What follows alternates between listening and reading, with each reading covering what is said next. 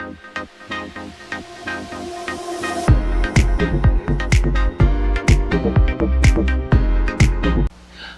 to room 1208. I'm your girl Mona Lisa. Thank you for joining me today. So today is the close. Well, yesterday, I know y'all last week I told y'all that I had started a diet because I wanted to lose some weight. So yesterday I completed week 1. Yay! So I completed that, and now I'm on week 2. I got my detox water here with some lemon and some cucumbers and mint. Tastes pretty good. It hasn't really been detoxing me, but what I'm going to try to do is later on this afternoon, after I get everything done that I need to get done, I'm going to try this yellow dragon fruit that I've been seeing on TikTok all over the place. It's supposed to be a natural detox. So that's what I think I'm going to do. I'm going to try that, but I heard that it works within an hour of you eating it. Hour or two after eating it. So I know I need to be close to the bathroom when I'm done putting that last spoon in my mouth. So I'm going to try that. But I feel pretty good. Do I miss potato chips? Yes. Have I thought about it? No. I haven't had any liquor. I haven't had any potato chips, no pretzels. I did have some pita chips when I went out to dinner, to lunch the other day with some hummus. But other than that, I just been eating vegetables and meat, and very, very little carbs. If I had any, other than the pita chips, I haven't had any carbs. But I feel pretty good. I'm trying to turn my health around. I don't know, for some reason, for the last couple of weeks, I just haven't been feeling good, and I don't know if it's because of my diet or something else is going on. But what I can control, I'm going to control, and what I can't control, I'm going to let the doctors fix it, because I trust my doctors, and I pay a good amount for my health insurance, so I'm going to take advantage of that. So today, let's get into it. So last week I was out at the mall, and I noticed, excuse me y'all, I gotta take a sip of water. So I'm in the store, and I try to get coupons from stores that I frequently shop, or stores that I know that are kind of pricey. If you're shopping at the retail store, they're kind of pricey, so the coupons do help if you can use them, and that's my point right now. So I'm in the mall. I'm at a store in the mall, and I'm trying to use my coupon.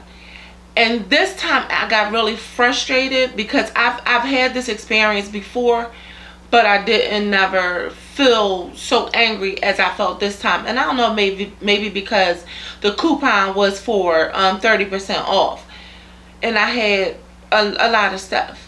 So have you ever noticed that when you're in a store, at a mall, or an outlet, that their Wi-Fi is so freaking weak and so low that you can't even, and then the connections, even if your phone doesn't operate basically off of Wi-Fi. I have Xfinity, and Xfinity phones, you have to use it. It really connects to Wi-Fi, which sucks. That's why I'm about to switch from them. But they have it. These malls and these shopping centers and outlets, they have their Wi-Fi and their internet connection blocked, and the phone service out there is so blocked that when you go to try to pull up a coupon in the store, it don't pull up. And that's all a conspiracy for us to not be able to take advantage of what they think, like what they're giving back to us.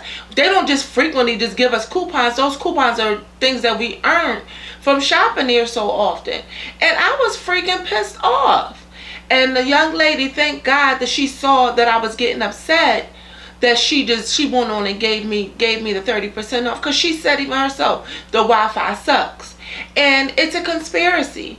So what I'm going to do is, instead of complaining about it, I'm going to, when I jump off this podcast, I'm going to call the FCC, and I'm going to put in a complaint, because it's not fair and it's not right, because it's false advertisement. You can't give somebody something and then don't give them the opportunity to use it. Just like when you jump onto a website for the first time, they know that you don't have an email account with them, so they'll offer you to join and you get 10% off your first purchase. But that when they give you the code after you sign up, that code it doesn't even work. It'll say this code is invalid. That's all false advertisement. And if we don't step up as consumers, they're going to keep on taking advantage of us. First of all, the price of everything has gone up so high. So high. I'm at the point where, I'm a ShopRite shopper. And I don't frequently, shop at other supermarkets unless I'm getting one or two things that ShopRite does not have. But I'm at the point right now where I'm about to shop at Aldi's. Save a lot, because I can't, it's just too much. $4 and $5 for milk, $4 and $5 for a dozen of eggs.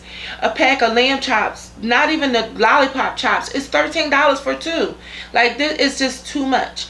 And as consumers, I feel that we need to speak up. So I'm going to do what I can do today, and I'm going to file a complaint with the FCC about this Wi-Fi that doesn't allow you to get access to the coupons that you were given from these stores.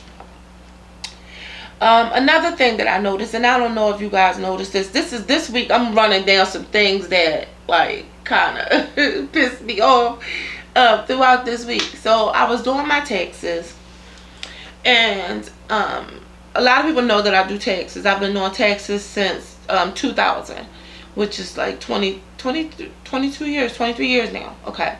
So I know all the loopholes. I know that I know that, all the loopholes through the tax deductions and all of that stuff.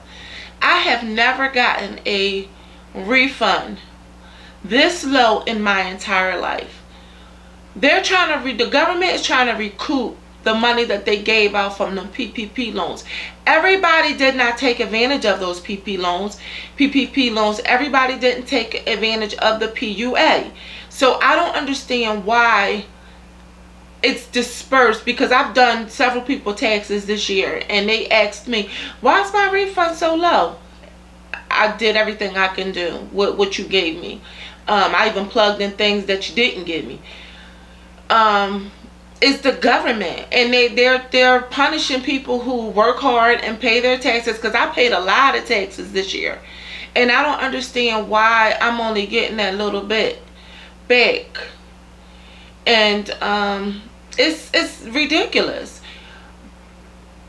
Stop giving money away to people who don't really need it, and force them to get up and get a job.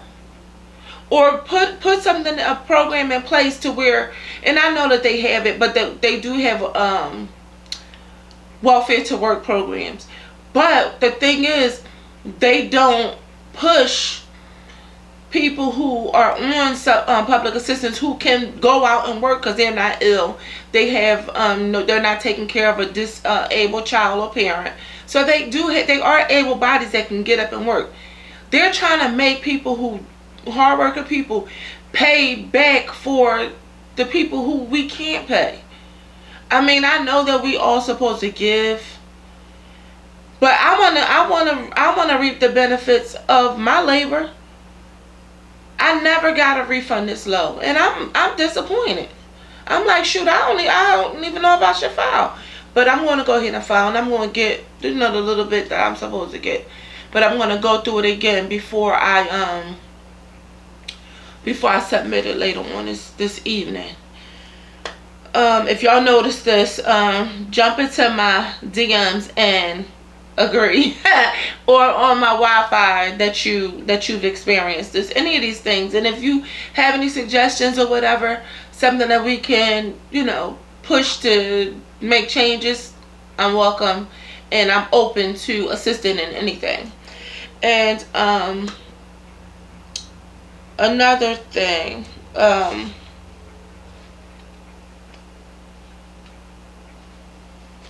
have you guys noticed that, like, when you're in the urban cities, that supermarkets and stores check your receipts, but when you go in a suburban area, they don't check your receipts?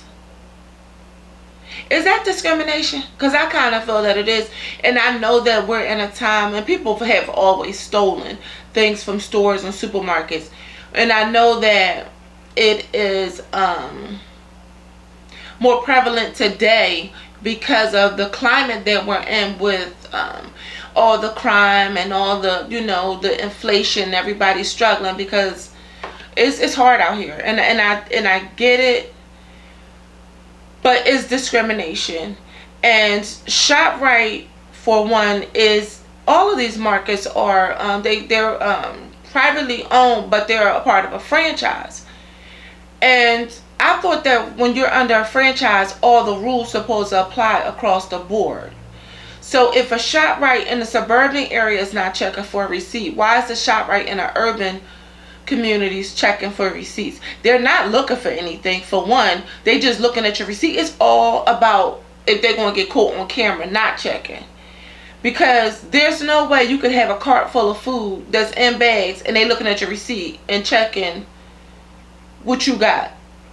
Even if you now, I know where I live, they don't give you bags.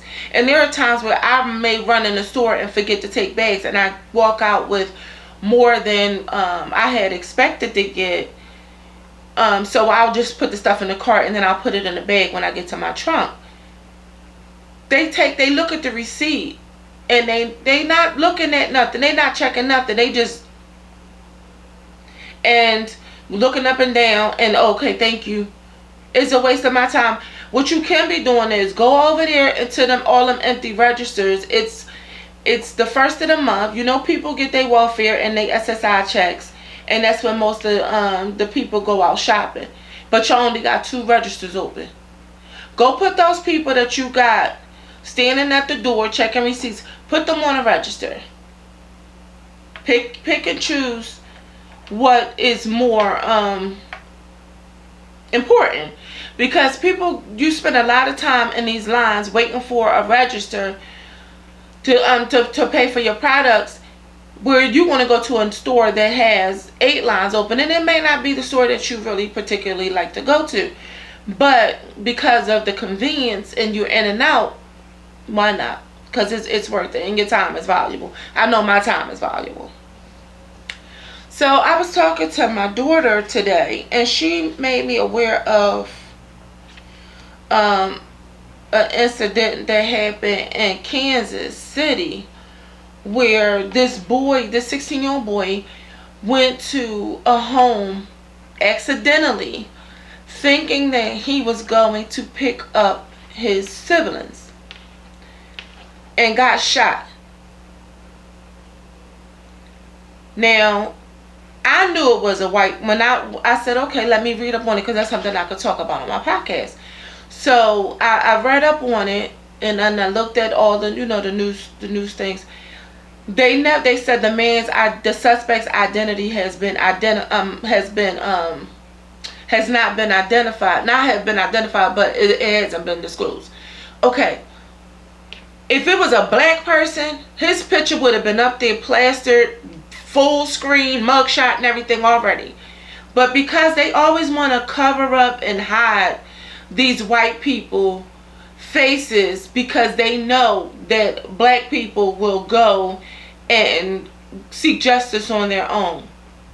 They're talking about they don't know if it was they're not sure if it was racially motivated. What you mean? A 16-year-old boy, just because he knocked on your door, you shoot him? That was nothing but something that he wanted to do, and it was space and opportunity. And he took that opportunity to do what he always wanted to do. And now he's going to probably try to justify, oh, I thought he was breaking in. He just knocked on your door to see if his siblings were there. and you shot this boy, and now he's in the hospital seriously injured. Like, something has to give. We are in a world right now where it's very scary. It's scary to even go outside. The kids that were celebrating the 16 birthday party in Kentucky, 14 shot, 4 dead, or 15 shot or injured or whatever, and 4 killed, and including one of the party, the person that was celebrating their birthday, her brother. Like, this is ridiculous. People are so angry. They're so angry. There's no more talking. There's no more communicating. There's no more, I'm sorry, I apologize. They don't want to hear that. Somebody told me that I had asked them, was their neighborhood safe? And they was like, no, it's not safe, but it's not really that bad. But somebody did get shot. Because the person who was driving through the neighborhood hit a speed bump. And the people that were sitting on the step laughed about it. He came back and shot and killed somebody because they were laughing.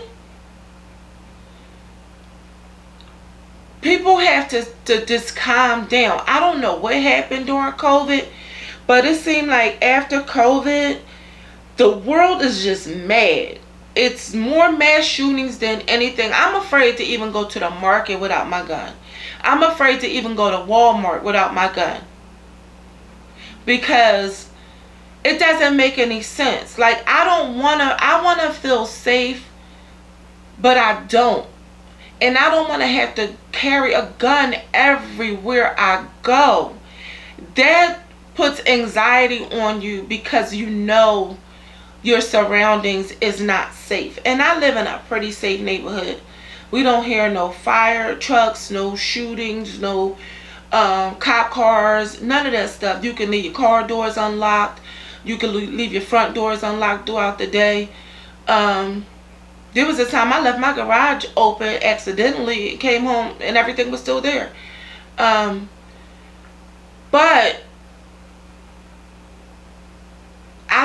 we can't control what other people are doing. And it's very scary when you walk into a place just to run some errands, and you never know if you're going to come back home. You're invited to an event. You don't know if the person you're standing to just pissed off somebody the couple days before that, or on their way in the door, and then they come in there shooting. Or you're somewhere and then somebody get into an argument because somebody stepped on somebody's shoe. It's crazy, and we have to calm down as people. And I saw on the news for the first time, somebody said that it's the parents that need to get a hold of their kids. These kids don't, and I'm going to say kids because I'm talking about people that's under 20, 25, 23. 20, between the ages of 13, 12, even 12 to 23. They're not even making it to 25. They're not making it to 25. If you have kids out there that are between those ages, check their rooms, check their backpacks, check what they're doing to make sure that they're not doing stuff that they should not be doing, that they're carrying things that they should not be carrying. And I get that some of these kids are good kids and they scared too. So they might go out and try to cop a gun with the money they earn with their little job so that they can think that they're protecting themselves. But it's just the climate that we live in. It's not good, and the government's not doing nothing about it. They're not going to do nothing about it until it hits at their front door. Literally, not the people next door, not the people who they grew up with, not the people who they went to high school with or they went to college with, worked with a few years ago. No, until it hits their front door, that's when they're going to do something. And it shouldn't be like that, because other people's families are valuable too. And they keep saying they can't do anything. They can't do anything because the gun association, they can do something. It's all about money, and it's all about politics, and it's all about numbers. Getting getting reelected when it's time for them to be reelected, but they have no concern and no care for people's lives and their families, and it's ridiculous. And the only people who can do something about it is us as constituents, to either not vote for them or write petitions and get it placed into these elections, these primary elections, when they do come up, so that whoever you're voting for, if it goes under that person and they get voted in, that petition gets pulled. So we do have the voice to do something, but we can't just keep complaining about it to each other. We have to action. We have to put some feet behind what we're saying. It's just a lot of stuff going on that I just be thinking about, and it makes you want to just get up and just move to a whole nother country, even though I know that it's crime everywhere, and we don't really get to hear about the crimes that happen in other countries, because they just don't disclose that, because it's not the part of the United States. And some things that we do hear about, because the United States will possibly get involved with it, like war and stuff like that. But you don't hear about a lot of crimes in a lot of different places. I wouldn't mind picking up and moving, just for my peace of mind and my sanity. I thank God that I get up every morning in my right state of mind. But as the day goes by, and I look at the news, and I hear different things, and I see different things, it starts to weigh on you. And eventually, we all going to be walking around with PTSD. That's why it's good to seek mental help, even if you're not in crisis. Sometimes it's good to just talk to somebody who don't know you, get feedback. And mental health should not be something that you take lightly, and it shouldn't be something that you seek only when you need it. Just like the dentist, you go see a dentist every 6 months. I know I do. If I could go back every 3 months to get my teeth cleaned, I would. But I go every 6 months like I'm supposed to. I get my routine doctor's visits and stuff like that. And I do see a therapist when I need when I'm scheduled, because it feels good to talk to somebody and work things through other people, because you never know what you're feeling sometimes. If it could just be if it can be talked through with somebody who is more logical about it than you, then possibly you can get a different perspective on what it is you're feeling, and then you can say, oh, okay, now I see.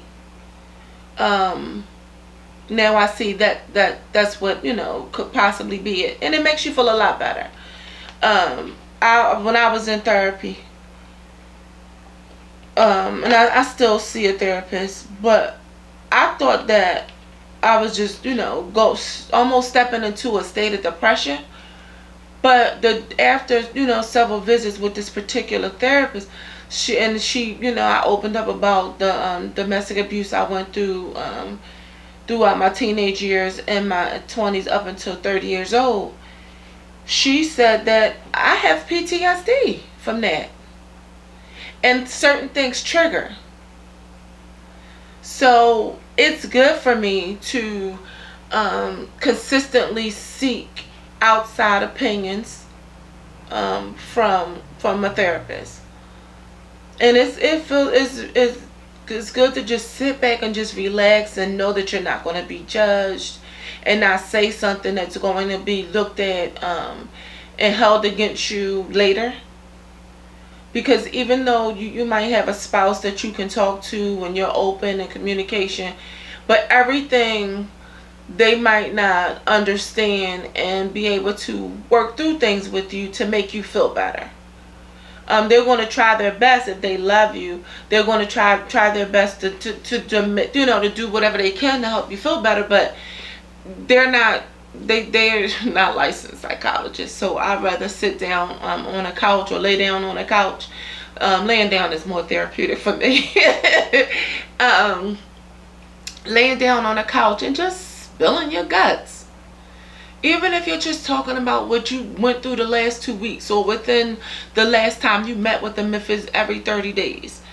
It's good to just talk about some things. And writing also helps. Because I know there were times where I was so angry and I started journaling. And once I got that stuff out of my system and off of me, I felt so much better. I was able to close that.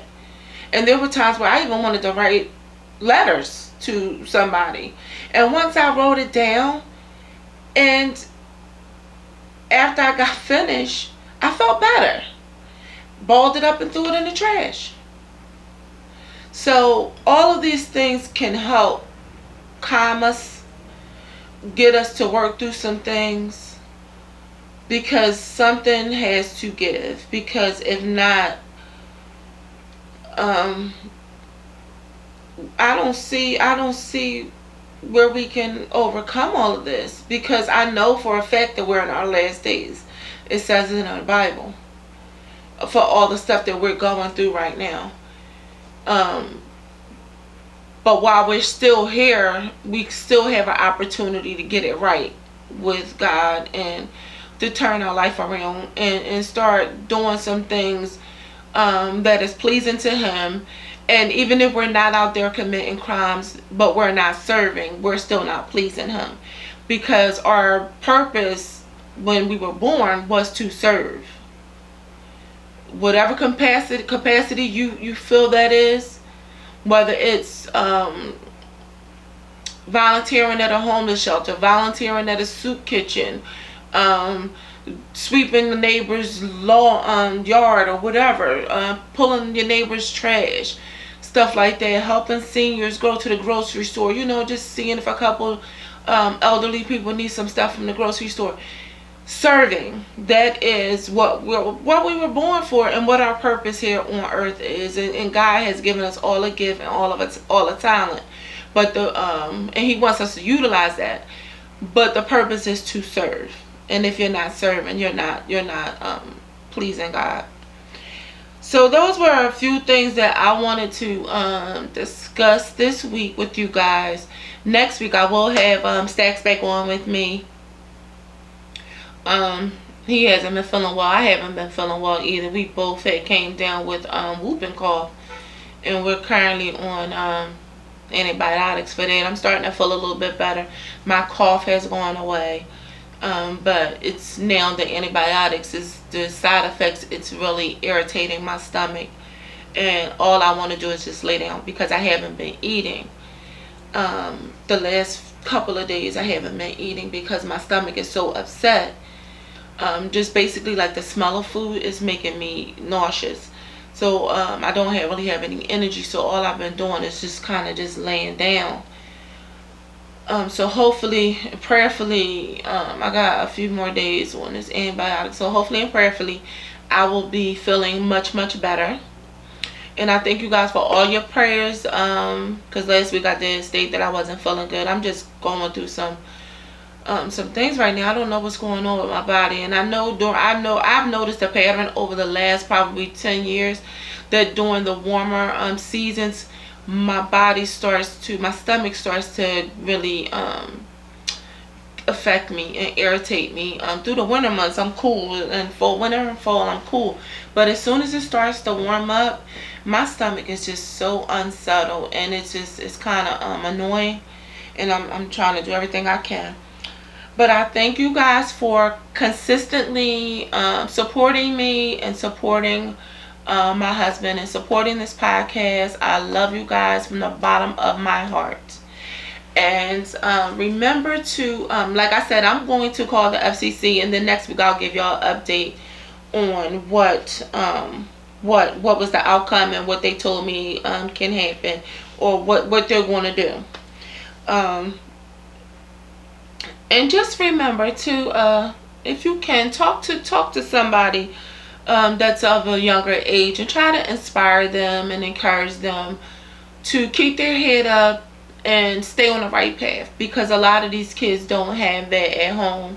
They don't have it outside their home. They don't have old heads that can guide them in the right direction and pull them to the side, pull their coattail. So they just out here just nilly-willy free, just doing whatever they want to do. So I just ask y'all to stay encouraged and to encourage somebody. And thank you for joining me this week. And I love you guys. I love you guys. I love you guys. And until next week, remember to love, to live, and to laugh. Peace.